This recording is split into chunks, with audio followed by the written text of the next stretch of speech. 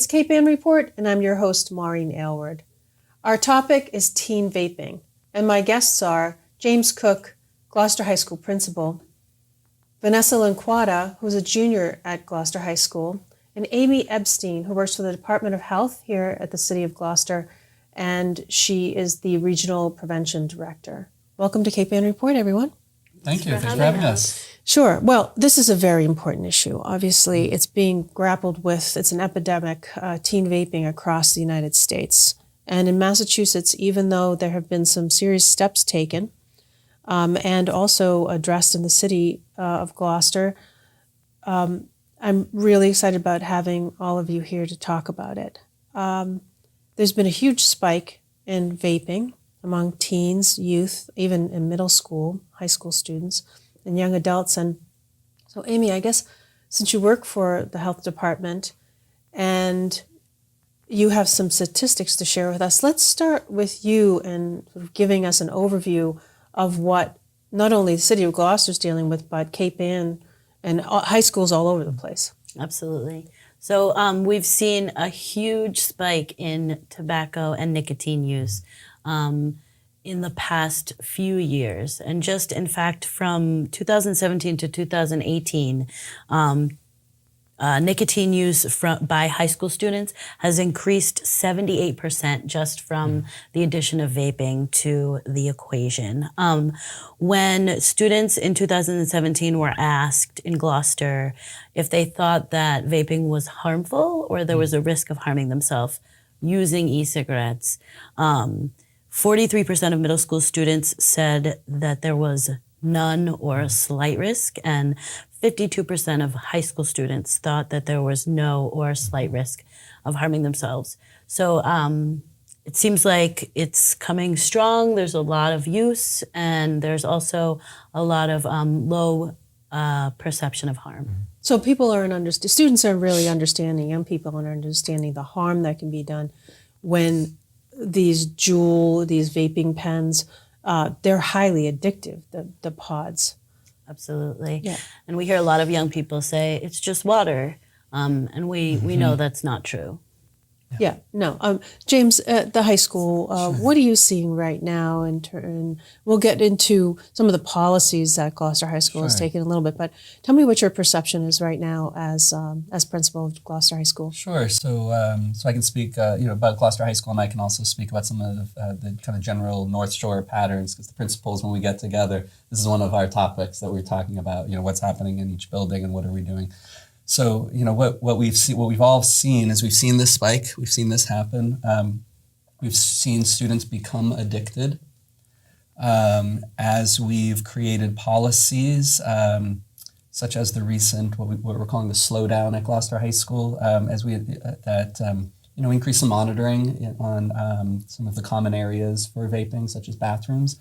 What we're seeing is some of the addicted students really struggling to get through the school day, because they have become addicted, and maybe they thought there's a perception there wasn't harm, at first, and then the students find themselves in the middle of an addiction, and then we're reaching out to families and using our counseling resources to try to get those students help. But it's a real struggle, and it very much affects not only the students who are vaping, but also other students in the school, who have really reached out to the administration and to teachers to help the concerned students, help the students not get started vaping, or addressing the students who may be addicted.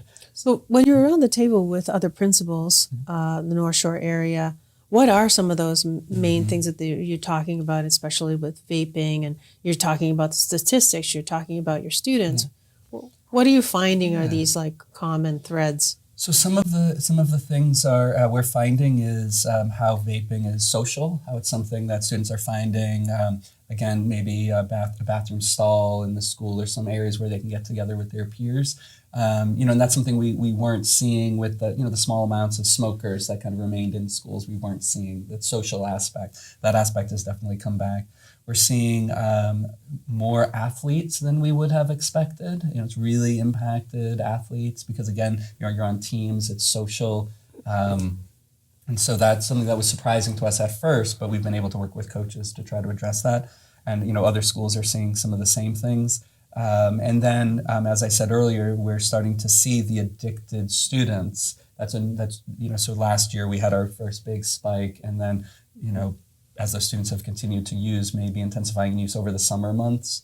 It's kind of seeing students who really need that, and particularly as we intervene in ways to increase surveillance and to prevent the vaping from happening in the school day. I'm not stopping it entirely. We're not naive. We know that, but we know we've made it more difficult for students. There are students struggling who are addicted. Yeah. So, Vanessa, I want to turn to you as a student and see what you're seeing inside. But in general, I think a lot of us know that teens don't like surveillance. They don't like having these kind of secretive things brought out into the air.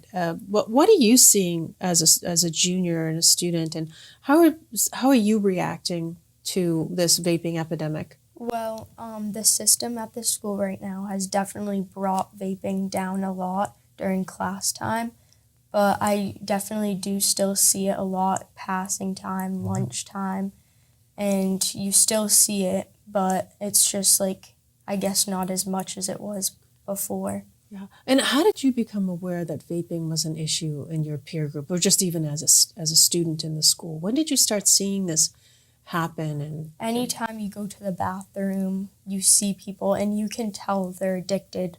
They can't last a class without going into the bathroom and doing these things.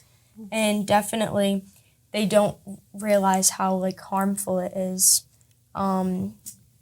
It's so popular because all the flavors that are available to them, and friends are doing it, so they want to jump in on it. And they just believe that it's less harmful than cigarettes, but they really don't understand. It's just as addictive, and they don't know what's inside the little pods. And I suppose even though you're aware and educated on what the harmful aspects are of vaping, it probably doesn't matter if you tell a friend, right? Yeah. Are they going to react? Are you seeing that there's a reaction, or is it just shrugging shoulders? And I feel just they're in their, it's just I feel it's a trend now, and people don't really care if it's the right thing or not.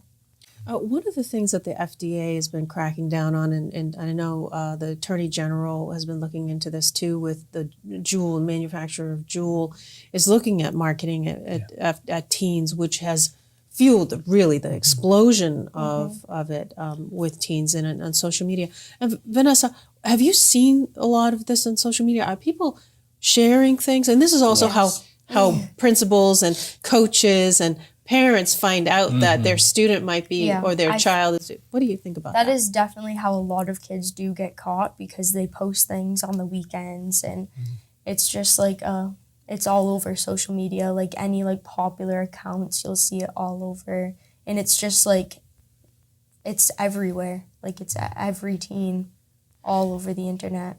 Do you feel like you've been targeted by this on social media? Did you feel any aspects of thinking that this might be an interesting thing to try at the beginning? I feel they try all over social media. It's marketed as a cool thing to do. Cool kids are the ones who are having these products and stuff like that. Yeah, Amy, from a health perspective, we know that vaping is addictive. We know that it's harmful to young people's brains as they develop, but also social media is also addictive and hits some of the same pleasure points in the brain. And what are some of your responses to not only the FDA ban, but some of these issues with social media and your work with teens? Absolutely. It's interesting. So one of the biggest things we talk about a lot is social norms, right? So we have students who might be non-vapers who will be looking through their Snapchat, for example, or looking through their Instagram, and they'll just see picture after picture after picture of young people vaping, whether it's people showing off that they're vaping, showing their vaping tricks, they can blow smoke rings, whatever it is. So to a young person that's not vaping and choosing to abstain, they're getting the impression that everybody is doing it, when even if they might not be, it looks like everybody is. It's a because FOMO, there's right? so absolutely everywhere you go. I mean, if you're looking at Snapchat and you're watching people's stories, every other story's got a vapor in it. You feel like, well, I'm missing the boat because I'm not doing this. And the other piece to remember is, we're talking about young people in the teenage brain, and we all know that it's not finished developing till the age of 21. The last part of the teenage brain to develop is the long-term thinking piece. So when we're talking about, and I know probably folks who work with teenagers every day are familiar with this, that when you're looking at something like vaping, it's just fun in the moment. And there's not going to be any long-term thinking about what that's going to mean for them. And I think that having that inundation of social media and feeling that fake social norm, if you will, of having everybody's doing it, it really is influential to a young person. And it starts to feel like, well, maybe I'm not, like everyone else. Yeah, you're not with the in crowd or something. And there's also this, the wearables. Now there are these wearables and hoodies and also marketing to teens with gear. Have you seen this, Vanessa? I'll go on Instagram or anything, and there's ads, like they have little things to go on the back of your phone case that you can put your jewel in. There's ads everywhere where it's just like, it's everywhere. So every teen is seeing this. And so those don't come up on my Instagram, which means that there's some sort of targeting. They are looking for people in your age range and saying like, I'm going to show them the jewel cases. I don't see jewel cases on my Instagram, and I have family members who are trying to quit smoking with jewels. So you'd think I would get triggered. Right. And the other interesting piece is I did recently just notice the jewel marketing is flipping. So if you look at the current commercials, it's people who are in their 60s who are smoking's not socially acceptable anymore. They're kind of flipping the script all the way around. Yeah, because they have to. Because they've been forced to. Yeah, they've been forced but to. it's so obvious because you're so used to seeing, they were so obviously targeting kids that to see like a 60-year-old woman say, I'm 60 and I'm a jeweler, it kind of like, it's almost... Puts the kibosh. It's awkward, like it really sticks out more now that they've flipped it so much because you're so used to seeing this like really like young person marketed, even if it's like millennials, you got colors, you got fast moving things. It's like for young people. Right. And it's so noticeable, the flip. So James, how are you reacting to some of these things with the social media marketing, the marketing to teens, and what are your observations as principal? Sure. So what we find is really powerful. We find people like Vanessa, to the students, to be really powerful, and many of the changes we've made in ways we've started to rethink and address things come from talking to students. So, for instance, like the bathroom issues, it was like talking to students, figuring out what's happening, what did students want to happen, and that flips a little bit of what you were talking about the perception that everybody's doing it, because so we addressed in some of our conversations with students and so on, letting them know that your peers don't like this, your peers don't want to enter a bathroom, and they're telling us this. And trying to empower students to also have those conversations with their peers. Not that they're always listening, as you said, but it starts the conversation and it pushes back. We're not going to be able to be effective pushing back on social media, right? But we can be effective pushing back in the real school, in the place where we meet each other and see each other. That this is not that many people don't want this in the school, and it makes things difficult for students when their peers are using this space for vaping and so on. And then I think the other parts of it are also, we like to reveal to students, we do this in our health classes and in other places, they don't want to be manipulated. Teenagers hate when grown-ups are trying to do things to them. So revealing the manipulation, exposing it, how you're being used. You mean the marketing to them. The marketing, exactly. That you're being manipulated, you're being used by the company. And by other peers who want it to seem normal, who are going to sell to you, like we talked about, right? That you don't have a vape, but I'm going to sell you a hit on the vape. Those sorts of things, revealing that, empowering students so that they can see through some of the ways they're being manipulated, makes it less cool, right? And it's also honest. They are, it is that these things are designed. The jewel is designed in a way to be manipulative. The addictive qualities, the putting things in social media are designed to target students. I mean, flipping the message on mainstream media, teens aren't looking at that anyway. No, They're not not looking at all. at Yeah, we'll those, see how that goes right, down. Yeah. You know, so it's Yeah. is that a smoke screen, right? The Right. cynical self Sure. in me. That's a Sure. smoke screen for adults, Probably. right? You know, and then behind that, there's still the, you know, as you said, you see it on your social media and online. You're still being targeted. So, James, tell me a little bit more about what you're doing as principal to the policies that you're putting in place, and also how the city has been assisting the schools in addressing this. Sure. Yeah. So, I mean, in the biggest way, we work really closely with the student resource officer, Mike Skoll. In fact, I checked in with him before I came here, you know, to see anything he would want to be included and that sort of thing. So we really partner with the police department, particularly the SRO, around using information, right? We're trying to inform as we've done here today. And we're also trying to have honest and real conversations with students about what they're seeing, which takes a lot of listening to students, both students who are vaping and who are not. We've made some adjustments to make sure that our policies are, that there are consequences so that, you know, those have some deterrence, but also looking to alternatives to suspension. Such and as? things like that. We've been involved in an initiative with some other area schools called Positive Alternatives to Suspension that we were part of sort of forming at the beginning. We haven't sent any of our students yet, but over the second half of this year, we will be participating. So, was Gloucester High School suspending students before this alternative program came in? Is that what you were doing? So that so we have a matrix of discipline where for certain offenses, so possession and things, there are detentions, you know, a couple weeks of you know, being after school with staff members, and then there are for more egregious violations, there are suspensions for vaping. At re-entry meetings and meetings with parents, we try to connect parents to organizations such as Team 14 and you know, looking into counseling for students who may have addiction problems. And then part of a grant we've recently applied for next year would include some of that counseling happening within Gloucester High School.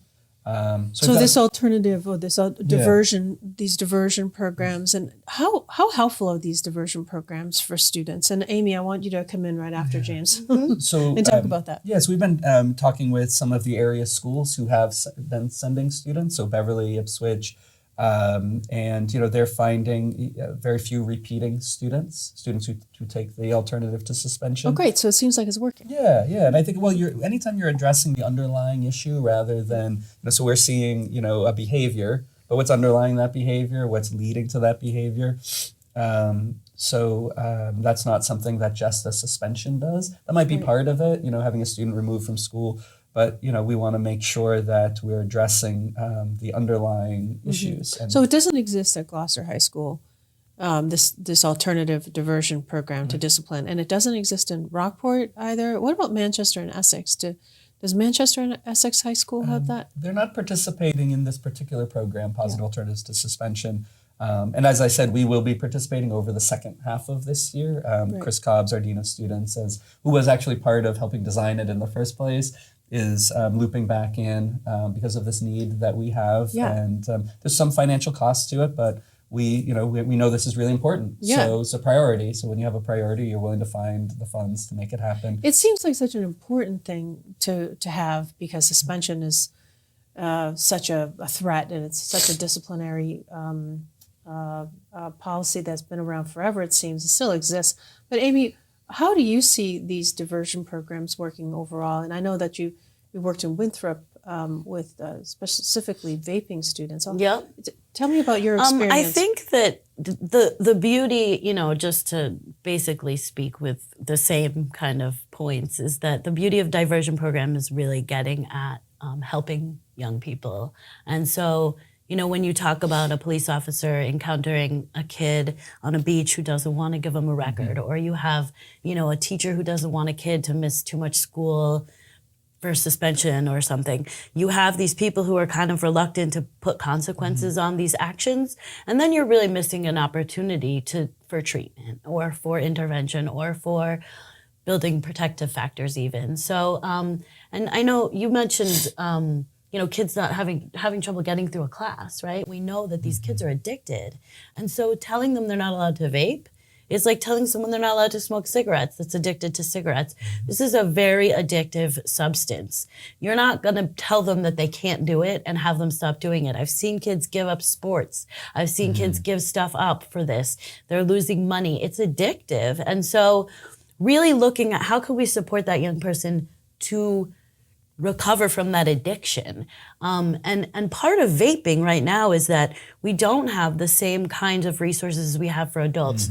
The FDA has not approved the gum and the patch for young people. So we need to really focus on other ways to try to help them quit. And there is one new initiative. You can go to the Gloucester Facebook page and see the Gloucester Health Department's Facebook page, and you'll see, we put a link to it, and it's based on texting. You use your phone, it's an app, and you can anonymously get help with quitting, which is one option. But really, when you have a program like Diversion, you can really break apart, why are you smoking? What happened? You can really get to the root. And most addiction, most, self-medication is all about something else going on. So really getting to that base of like, what's happening mental health-wise, what's happening trauma-wise, what's happening, Yeah, what's and happening really with getting that to student? that. Right. Yeah.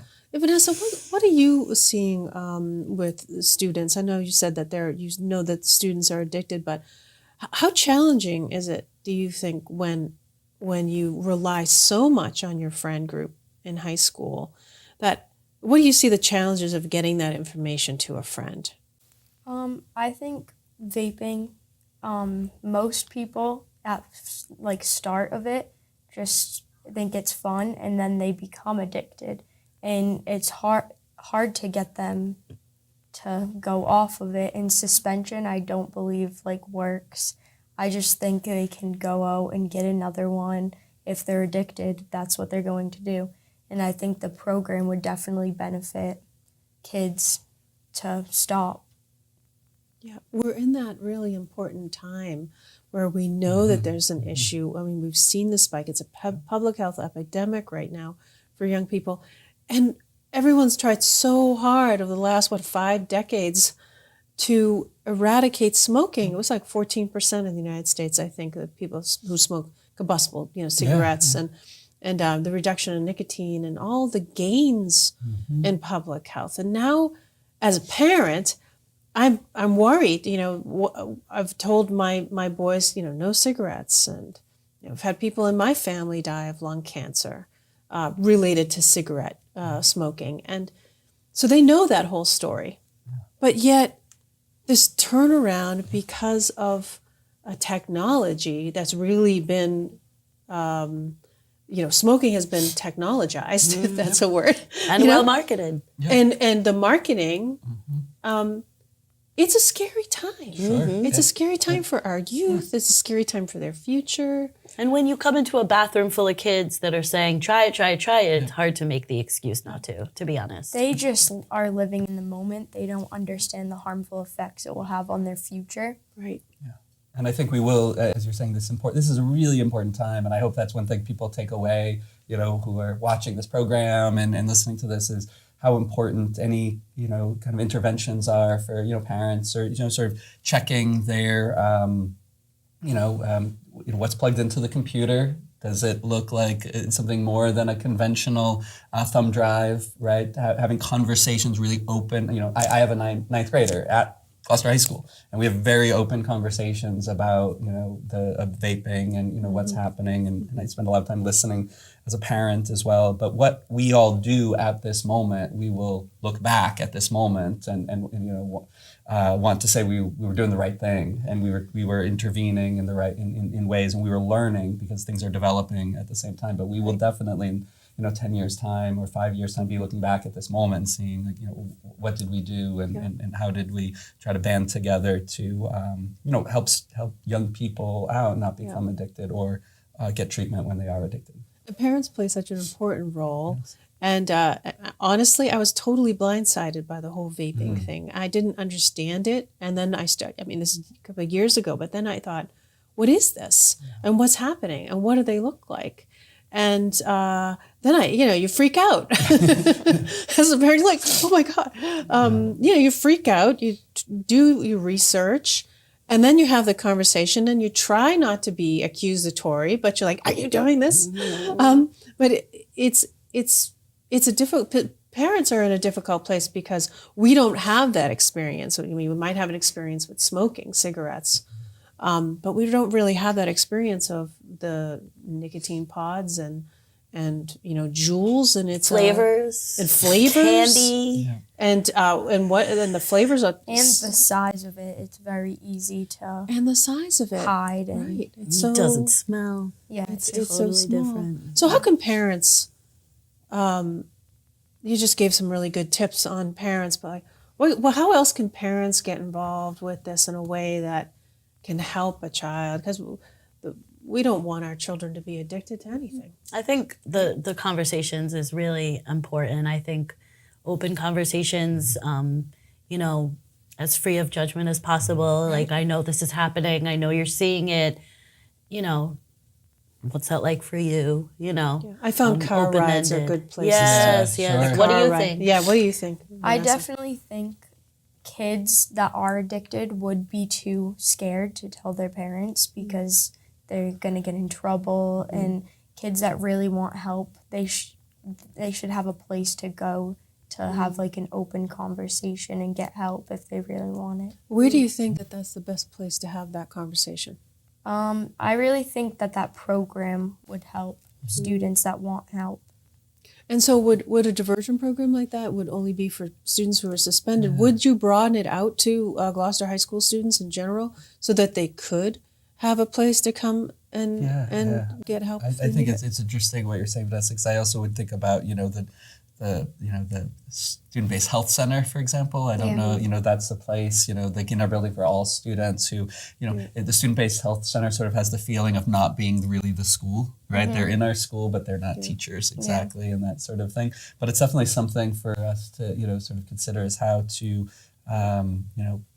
opportunities for students to listen, because as much as students do, we build relationships as teachers and administrators. We know there's always that sense that we're also the people who, have consequences Right. and There's those sorts of things. So authority. what are the other places? So there are counselors, there's a student-based health center, but that's definitely something that, I'll think about after today. Thank you. Great. And also not being judged, right? I think we all don't want to be judged. We want to have that neutral place where we can go and get help, maybe without other people knowing if we know that we have an issue. Well, thank you so much, Amy Epstein, Vanessa Lanquata, and James Cook, for coming on Cape Ann Report and talking about this very important issue. Hope to have you back again. Until the next time on Cape Ann Report, take care.